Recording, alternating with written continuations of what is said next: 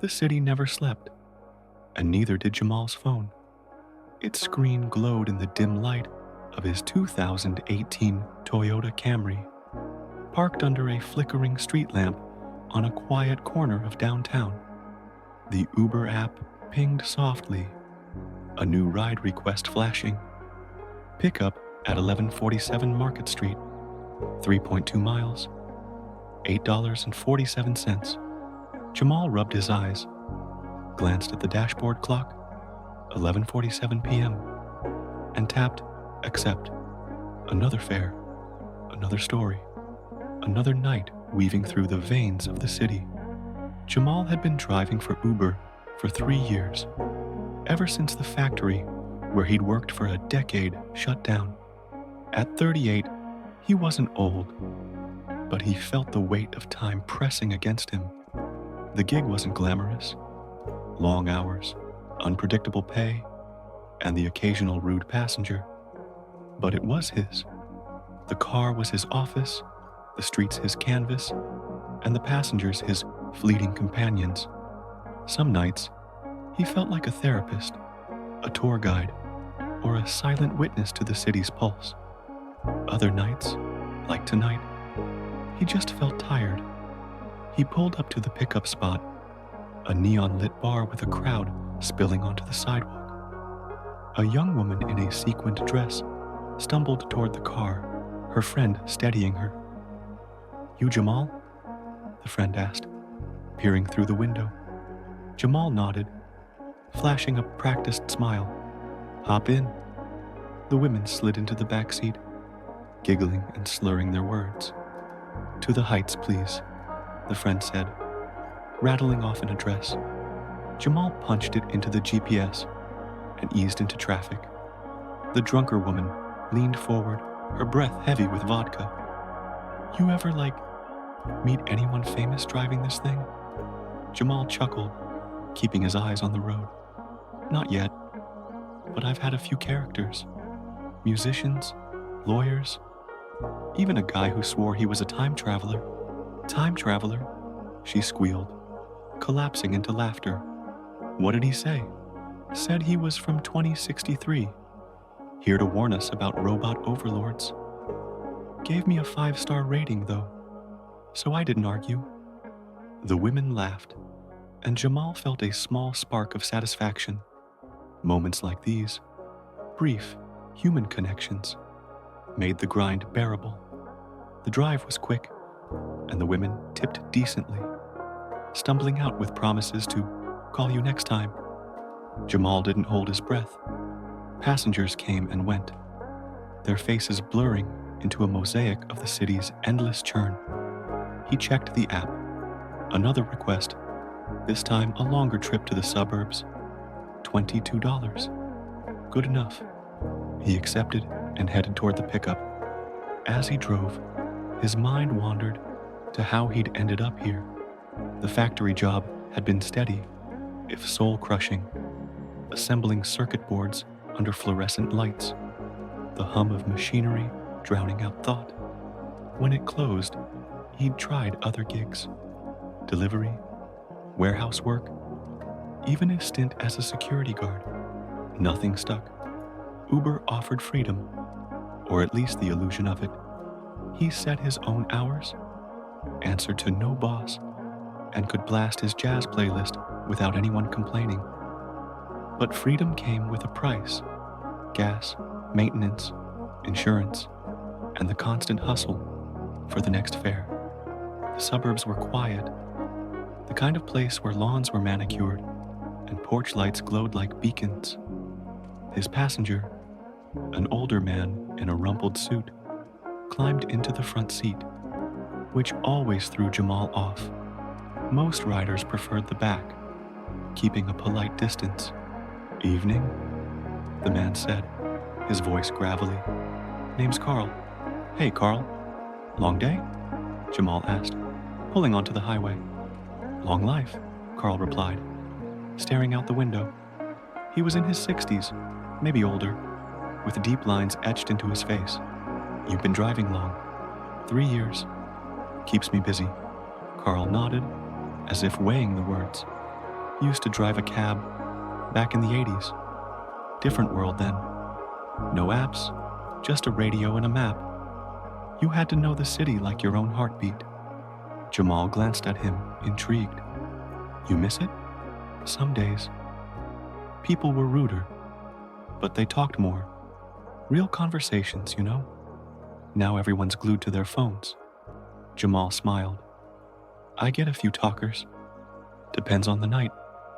They fell into an easy rhythm, swapping stories about the road. Carl told of a fare who'd left a briefcase full of cash in his cab, $10,000, which he'd returned, earning a handshake and a $50 tip. Jamal shared the time a passenger proposed to his girlfriend in the back seat, complete with a ukulele serenade. By the time they reached Carl's destination, a modest split-level house, Jamal felt a rare warmth. Not every ride was a connection, but this one was. Take care, kid, Carl said, slipping him a $10 bill. Keep listening to the stories. Jamal pocketed the tip, watching Carl shuffle up his driveway. The app pinged again, but he paused, letting the moment linger. Stories. That's what this job was. Really? A collection of fleeting tales. Each passenger, a chapter in the city's unwritten book. The weeks blurred together, a cycle of pickups and drop-offs, traffic jams, and quiet stretches. Jamal's routine was simple. Wake up around noon, grab coffee and a bagel from the corner deli, and hit the road by 2 p.m. He'd drive until 1 or 2 a.m., sometimes later, if the fares were good. Fridays and Saturdays were gold mines, bar crawlers, concert goers, and late-night diners tipped well and kept the app buzzing. Weekdays were slower, a mix of airport runs, commuters, and the occasional oddball. One Tuesday afternoon, he picked up a woman named Priya, a software engineer heading to a meeting downtown. She was in her late 20s, dressed in a sharp blazer, her eyes glued to her laptop. Mind if I work back here? She asked, barely looking up. Go for it, Jamal said, turning down his music. He didn't mind the quiet ones. They gave him time to think. But Priya wasn't entirely silent. Between typing, she muttered about deadlines and incompetent PMs, her frustration spilling into the car. Rough day? Jamal ventured, catching her eye in the rearview mirror. She sighed, closing her laptop. Rough year. This project's a mess, and I'm stuck cleaning it up. You ever feel like you're running in circles? All the time, Jamal said, chuckling. This job's a loop. Same streets, different faces, but you find ways to keep it fresh. Priya tilted her head, curious. Like what? Little things. I make up stories about the people I drive. That guy in the suit? He's a secret agent. The kid with the skateboard? Future Olympian. Keeps my brain from going numb. She laughed, a genuine sound that cut through her stress. Okay, what's my story? Jamal thought for a moment, navigating a turn. You're a tech genius, about to launch an app that changes the world, but you're undercover, pretending to be stressed so no one suspects your master plan. Priya grinned. I like that. Can you make the app launch next week? Done, Jamal said, matching her smile. They chatted until he dropped her off, and she left a generous tip with a note. Thanks for the story. Jamal saved the note in his glove box, a small trophy among receipts and gum wrappers.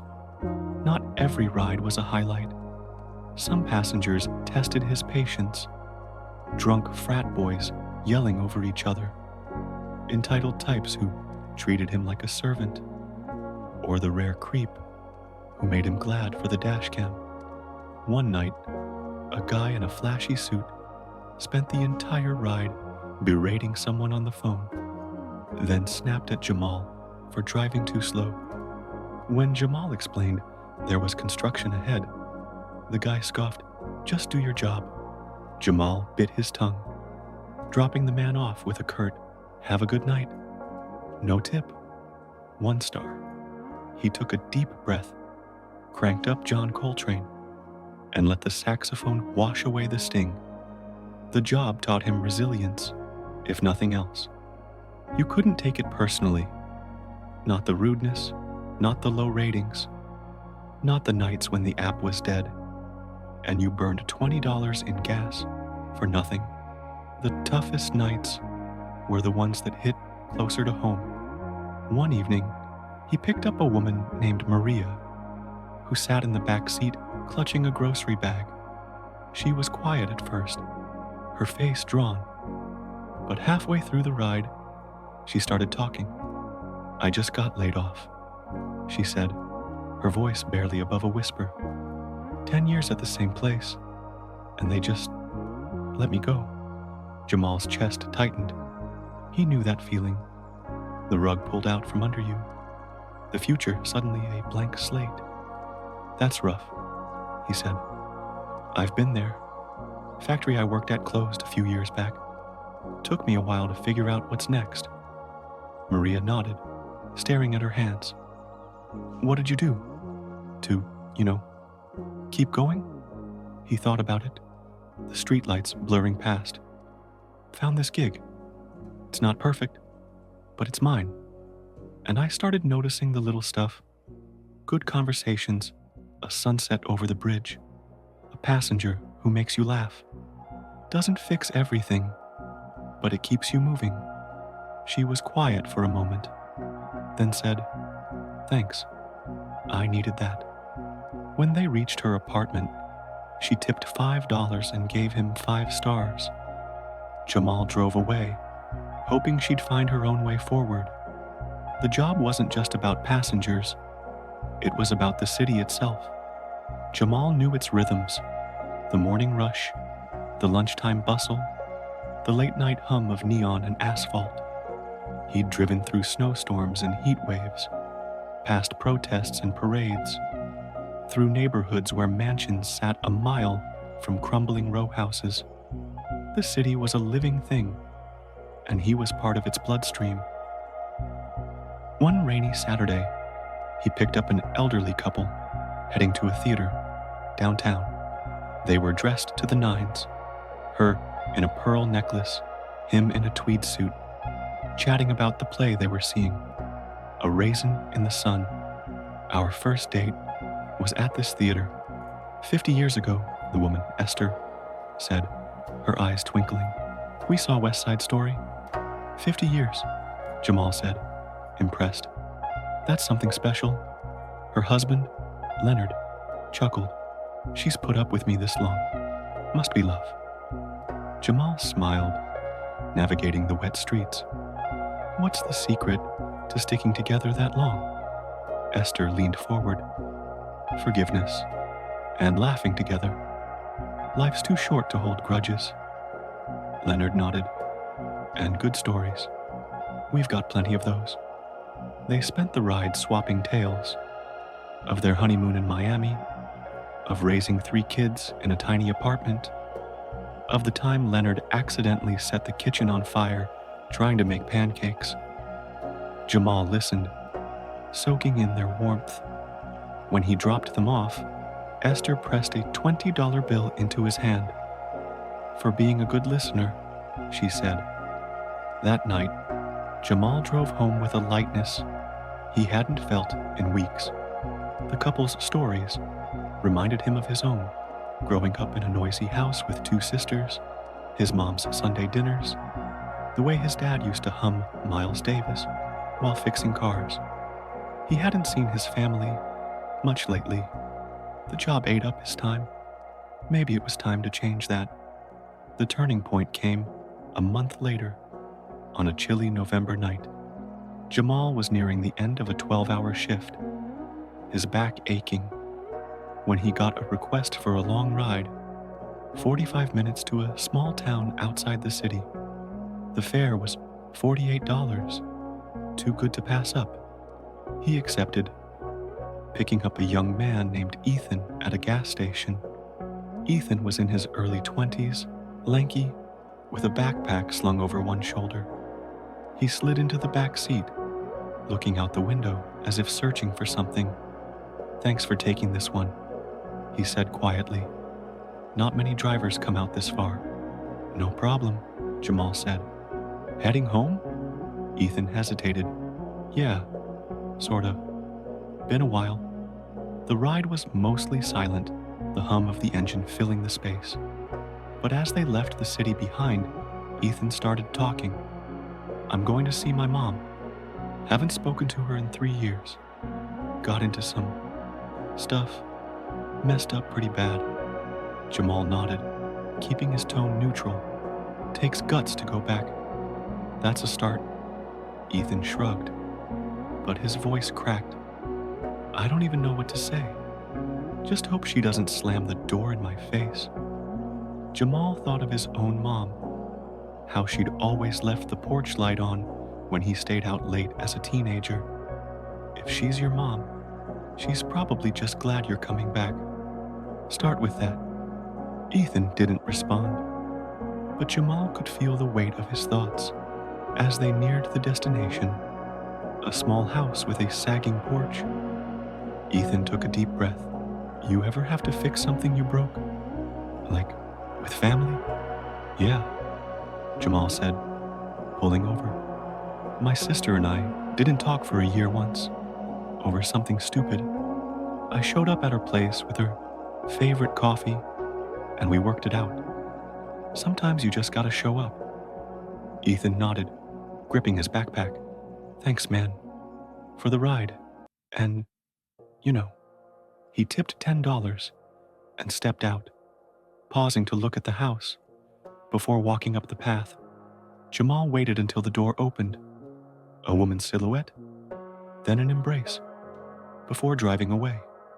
His chest felt tight, not with sadness, but with something closer to hope.